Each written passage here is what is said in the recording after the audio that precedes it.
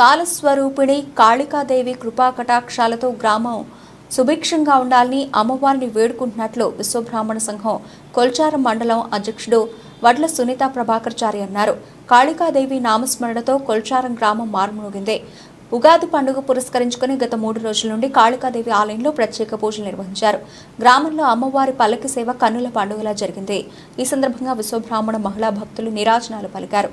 ఈ సందర్భంగా విశ్వబ్రాహ్మణ సంఘం అధ్యక్షులు వడ్ల సునీత ప్రభాకర్చారి మాట్లాడుతూ ఉగాది పండుగ పురస్కరించుకొని ప్రతి సంవత్సరం 3 రోజుల పాటు ప్రత్యేక పూజలు నిర్వహించి పల్లకి సేవ నిర్వహిస్తామని తెలిపారు.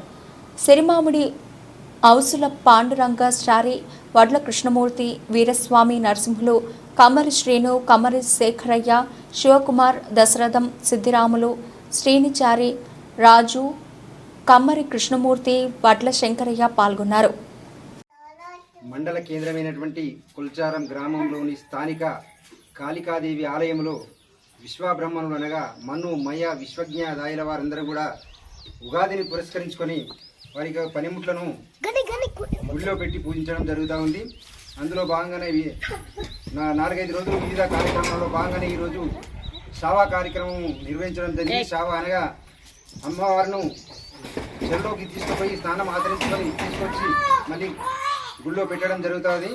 అందులో భాగంగానే మరి కాళికాదేవిని మేము కోరుకోవడం ఏంటంటే గ్రామ ప్రజానికానంతా కూడా సుఖ సంతోషాలతో ఉంచి పాడి పంటలు సమృద్ధిగా పండి ప్రజలను సుఖ సంతోషాలతో ఉంచాలని ఈ సందర్భంగా మేము కోరుకోవడం జరిగింది.